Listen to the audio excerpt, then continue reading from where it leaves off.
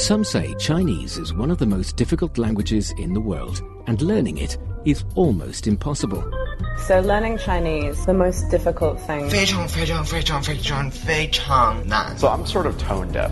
I can't really hear them. I think the cultural mindset is the biggest complication for The us. grammar. 知吃思吃都还难。 It's just complicated. So much. Only because you're not learning it in the right way. Why not try Takeaway Chinese, where you can take some Chinese away and experience progress day by day. Takeaway Chinese, we will promise you a difference.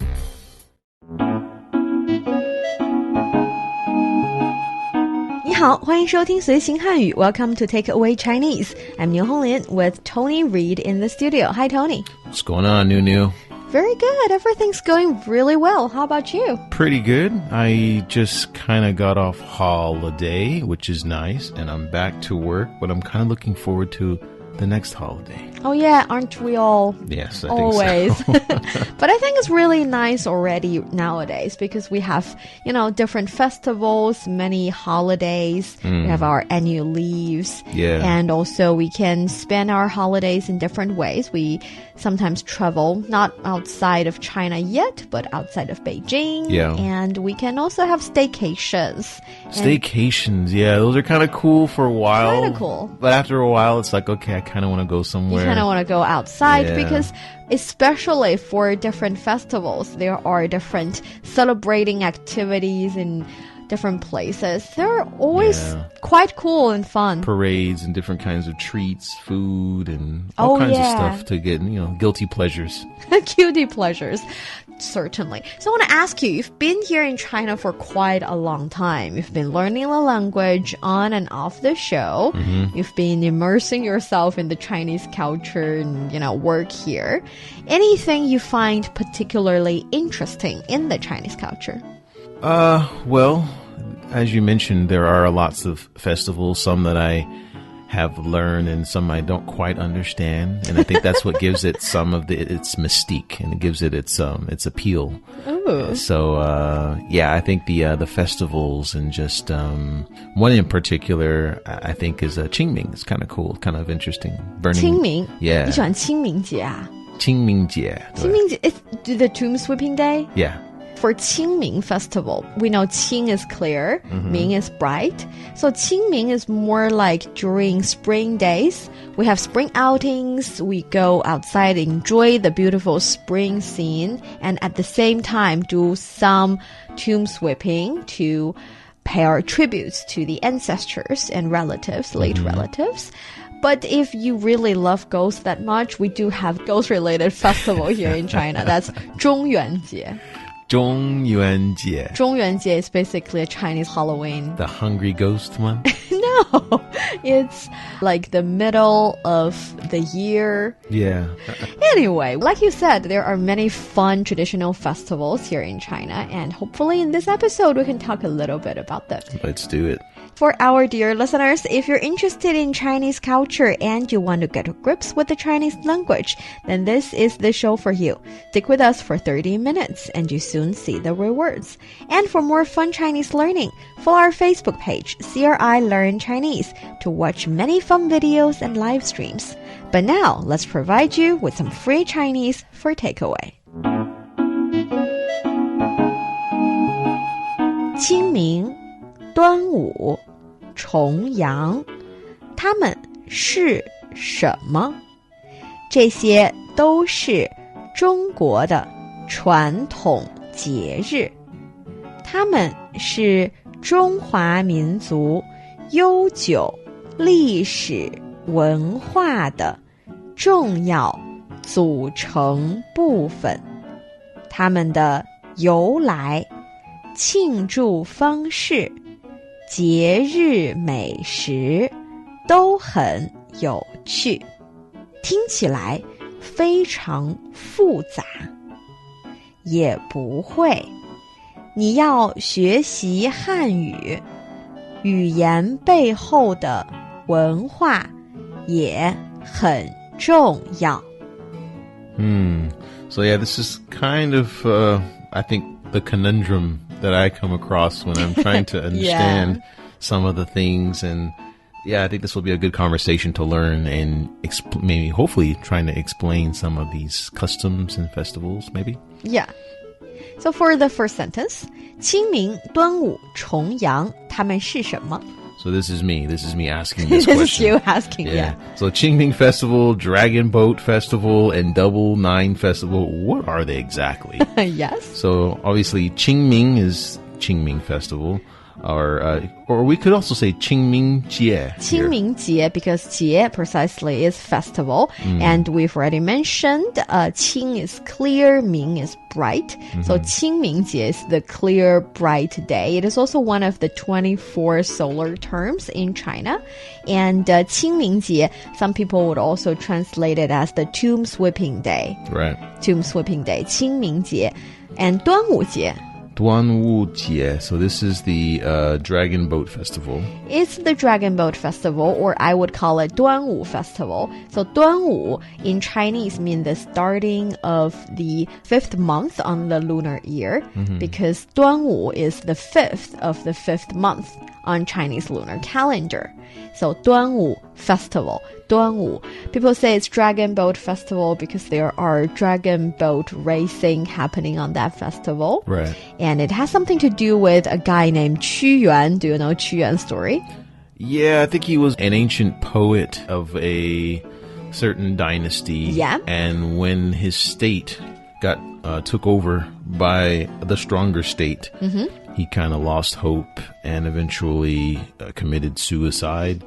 But the people still really liked him, and they raced out on these boats to try to retrieve his body before the fish ate it, I guess. Yeah, that's a pretty great... To try to stop the fish from eating it, they would throw stuff in the water and make all kinds of noise so the fish would go away from his body. So yeah, that's what I heard. I mean, that's the origin of the dragon boat race. That's pretty good. And 重阳节. Chongyang. So this one's a little bit new for me, but I think this is the Double Ninth Festival. Yes, right? Double Ninth Festival. So, Chongyang-jie, right? Chongyang. Yang here actually suggests ninth, and Chongyang actually suggests double yang, double ninth, because it's celebrated on the 9th day of the 9th month on the lunar calendar. And this is also a day when you should pay special visit to the elder generation. So it's a day or a festival for the elders in traditional Chinese culture. Okay. And then we have Tamen Shishima. So Tamen, this is indicating plurality, right? So they. And then shi is, and then shima is what? So what are they? What are they? 他们是什么？这些都是中国的传统节日，它们是中华民族悠久历史文化的重要组成部分。它们的由来、庆祝方式、节日美食都很有趣。So this is saying that these are all traditional Chinese festivals, and they are an important part of Chinese history and culture. Their origins, celebration activities, and holiday delicacies are all very interesting. So, 这些, so that's like these, right? These. And 都是. So this means all, right? And 中国, this is China, right? Yep. So 中国的 is Chinese. 传统. So this is, I think that's a tradition. Traditional, 传统. Yeah, and then 节日. So 节is like festival. Festival. 传统节日. All Okay. right. Traditional festivals. 传统节日. 传统节日. So 这些都是中国的传统节日。他们 again is they. They. 是 is or are, right? And then 中华民族. 中华民族. So this is 中 is, I think that symbolizes China, right? Actually, 中华民族 put together would be the Chinese nation, the Chinese ethnicities, because there are actually 56 of us. So 56 Chinese ethnicities, and we all have a very rich and interesting culture, and basically for each different ethnicity, there would be at least one or two specific holidays and festivals behind it. And these can all be called 中华民族. So the Chinese 民族. 民族 in itself is ethnic group. Okay. So 中华民族 would be China's ethnic groups. 中华民族. Got it. So 悠久. 悠久 means long. Means long. Okay. But it's like splendid and long, beautiful and long, very positive kind of long. Okay. 悠久. 历史文化. 历史文化. So this is historic culture, history and culture, right? History and culture. 历史 is history. 文化 is culture. These two words are very often put together, especially if you're traveling around the country. You can see people say, 这是一个历史文化名城. So 历史 we know history, 文化 culture, 名 famous, 城 city. So 历史文化名城 tells you that the city has a long history and rich culture behind it. Okay. A city full of stories. All right. So 历史文化 history, culture, the 重要. 重要 So this means important. important 组成部分. 组成部分 So this is a set phrase, right? Like Yeah. this is a component. component 组成 actually means compose 部分 means parts. Okay. So the parts that compose 组成部分 components. All right. We have 他们的由来. 由来 So 由来. So 他们 is they or their. there 由来. So 由来. 由来 is like original. Yes. Origins. origins So their origins. 庆祝. 庆祝方式 or 庆祝方式. Yeah. So this is 庆祝 is celebrate, right? celebrate And then 方式 is like way, a method or way, right? yes And 节日. Ooh, I think we just did that one. This is like festivals right? 美食. 美食 Sure, I You say know this this one all the one. time. This is like it's okay or right? I thought you were gonna say Americano 美式 美式. Okay, 3 different words 美式 no worries, no problem. Right. 美式 it's 美式咖啡 I say this all the time to the coffee girls. 美式 is Americano, American style coffee. Okay. 美式 and here 美食 美 is delicious. 食 food. So here Delicacies. 美食 delicacies 节日美食 delicious foods designated to this festival. So festival delicacies. 节日美食 Yeah. 都很有趣. So I think this means All are very interesting. all are 有趣. So 有趣 is interesting. Interesting. Got it. So 他们的由来 the origins 庆祝方式 the ways to celebrate the holidays 节日美食 festival delicacies 都很有趣 all very interesting 好嘞. 听起来非常复杂 So this it sounds very complicated. Is that what you want to say? 对. That's exactly what I'm thinking. 听起来. So 听 is like hear or sounds, right? Yeah. And then 起来. is a sentence structure you say 看起来 it looks 看起来 it looks, right. 听起来 it sounds It sounds. 非常 is very, and then 复杂. 复杂 This is complicated. complicated 复杂 So when we use the 起来 structure you can say 听起来 it sounds 看起来 it looks 尝起来 it tastes or 写起来看起来. 看起来 yeah 写起来 would be when you write it down it feels so after that you want to add what is your feeling after the 看 or 听 or 尝 or 写 so it sounds something it looks something so you want to put an adjective kind of phrase after it Okay.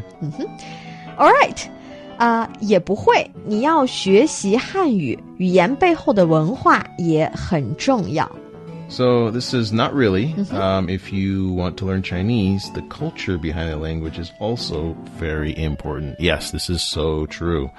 So not really here is 也不会. 也不会. This is actually very useful. Is it? Can we use it in a lot of contexts? You can use it in a lot of contexts. If you want to say no to someone, but you don't want to sound rude, or you don't want to be too direct, you want to sound, nice and gentle and subtle. You want to say, 倒是也不会, 也不会. It's 倒是? 倒是. It's like, I know what you mean, but not really. So you're being very gentle. So 也不会. Just use it when you want to say no. 也不会. And then 你要学习汉语. Yep. So this is you want to study Chinese. Yes. See, in English we say if you want to learn Chinese or when you want to learn Chinese.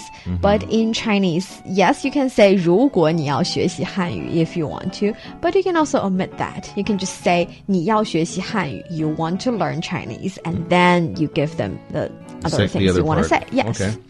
And that is 语言. So this is another word for language. Language. Right? 背后的背后. 背后. This is after? Behind. Behind. 后 is after, but 背后 would be behind. All right. 文化. 背后的文化. So 文化 is like culture. Culture. So behind the culture. Behind the language. Culture behind the language. Right. 也很重要. So 语言背后的文化也很重要. Yeah. So 重要 is important. Important. 很 is very. And then 文化 again is culture. Right? Yes. So 语言背后的文化也很重要. I know it sounds a little bit confused, but because... Yeah, the order of the sentence. Exactly. There's a lot of order of the sentences. Just remember, if there are many noun or adjective, then the key word in the sentence would be the noun after the 的. Okay. So here we're saying, essentially we're saying 文化很重要. So the culture is very important. What kind of culture? 语言背后的. So behind the language. Culture behind the language. So we say that the main structure or the main parts of the sentence would be the one after the 的. Okay. 语言背后的文化很重要. So 文化很重要. Culture very important. So if in the future you want to figure out what is the key component of the sentence, one way is to look for the noun after listen the 的. for the 的, and whatever for comes the after is the point. Yes. All right. Any other questions? Not at this point. All right. Let's do the conversation in real life context. So Okay. you're going to start. All right. So 清明端午重阳他们是什么？这些都是中国的传统节日，它们是中华民族悠久历史文化的重要组成部分。它们的由来、庆祝方式、节日美食都很有趣。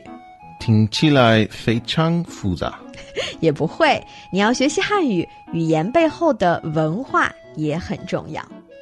You're listening to Takeaway Chinese with myself, Niu Honglin, and Tony. We would love to hear from you. Send us your thoughts by email to learnchinese@cri.com.cn. Coming up next, let's learn more about different traditional festivals in different cultures. Don't go away, so you will take some Chinese away. Welcome back to Takeaway Chinese. I'm Niu Honglin, joined by Tony. So Tony, to start with, you've been in China for really long. We've talked about many different kind of traditional holidays, traditional festivals. Did you see a pattern here already? Can you say what are some typical origins of traditional Chinese festivals you can think of? Well, I know that there's the Chinese New Year. Oh, there's the Mooncake Festival. Right? Yes. And then this one is about the moon, and there's these You know, mooncakes. people call it Mid-Autumn Festival. Yeah. And calling it that is, for me, I want people to say 中秋 Festival, but you didn't even call it Mid-Autumn Festival. You call it Cake Festival, That's Mooncake right. Festival. Mooncake. So you make mooncakes, and family gathers together and eats Yeah. those mooncakes, and gains weight together, right? And that's normally around the time where the moon becomes full, Yeah. right? So it's- I think, more precisely, it is about the time of the year. So that origin of this kind of festivals would have something to do with, we say in Chinese, 节气时令。节气节气时令。时令. Yeah, so 节气时令 actually is talking about the times on the agricultural calendar, on the lunar calendar. Okay. Because we have 24 solar terms. These are 不同的节气. These are different terms. And 时令 would be time of the year. And because China has a really deep culture, deep agricultural centered culture, you do different things in different times of the year, and those are considered very important. And on the tipping points, on the important dates, generations after generations, we do things on those dates, celebrate the harvesting or the sowing or the starting of agricultural activity, and those became important festivals in Chinese culture. So 节气时令 would be one important origin. And of course, another one I can think of would be 纪念伟人. 纪念 means commemorate. Okay. 伟人 is great people. 伟大的人, great people. So in commemorate of great people would be another way, another kind of origin. For example, 端午 festival. Right. 屈原, the very important guy. Yeah, the guy that, the poet. The right? poet. The true poet. But he also is the first recorded poet in Chinese history. Okay. Yeah, so before that we have the classic of poems or classic of songs, 诗经. But for that classics, we didn't really have an author for that. It's more like people collecting different poems from the fields, and it's composed by farmers in the villages singing and chanting together. So it's not one author, but for Qu Yuan, he's the first documented author I can think of, the documented poet. Nice. He's the first one to get some credit for his work. Yeah, very important. So I think it's natural we pay tributes and try to commemorate him. Sure. Sounds good. And we have a snack that we eat today from his... Are you talking about 粽子? 粽子, yes. So explain to me, from your perspective, what do you think 粽子 is? Well, I guess part of the reason why... Well, one of the ways that the people stopped the fish from eating his dead body was by throwing rice into the water. Yeah, So sure. That's the origin. So that's one of the dishes that's made for the Niuniu Festival, right? But if, let's say, you've got your friends from outside of China wanted to ask you what 粽子 is, from your experience, how would you describe it? Well, I would tell the story, of course, but I would say it's kind of a sweet. I mean, depending on where you get it from in the country, sometimes it's sweet, sometimes it's salty, but it's a snack to remember a poet from a long time ago. I thought you were going to say it's sticky, you have to peel it, and it's going to get all over your hand. They're going to find that out eventually when they eat it, right? Yeah, we're going to tell them the story about the guy. Okay, so you lure them in with the stories, and they will have to find out how it tastes by themselves. Yes, it'll taste better depending on the story.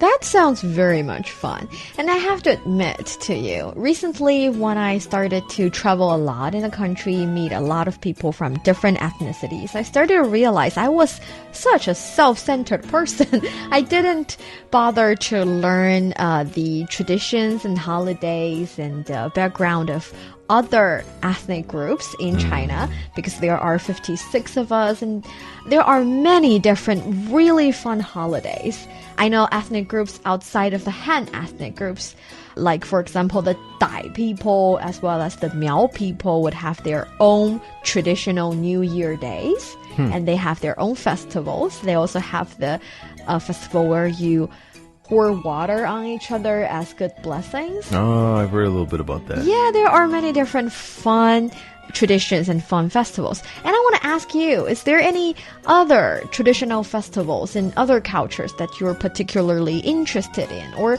some festivals you celebrate? Well, I just survived Ramadan, which happened last month. And that was a struggle, obviously not being able to eat or drink anything during the daylight hours. But you're not the only friend of mine who survived that. Man, it is. It's really a fight every year, but it's really important. In Chinese, we say 斋月. 斋月. 斋月. 斋月. 斋 has something to do with not having food before sun's set. Okay. And 月 means month. So you have to do it for a month, right? Yeah, the fasting month. Yes, the fasting month. Uh-huh. Yeah, and I think it's the hard part is like you can't like just check out like on the weekends and take a day off. It's Don't like, check out. Yeah, you have to just do it for a full month. So it's a big fight. I'm trying to think of some others. I know that I wouldn't really consider like Halloween and Valentine's Day like traditional festivals. No, but people not do for them. me. Yeah. But I think it's not for me more because it's a little bit too commercialized. Yeah, in of course. At least the Chinese society. We don't see them as traditional festivals from other cultures. We see them as a good opportunity and excuse to buy presents for each other. To go out on dates and buy candy, which a lot of people like to do everywhere now. Yeah. And we talked about 泼水节, the water pouring festival. I don't see how you can be happy if somebody pour. I think it depends on the temperature of the water. It's if it's very really hot. cold, then I would be really mad if someone splashed me with cold water. It's very hot. And also in some other cultures, they would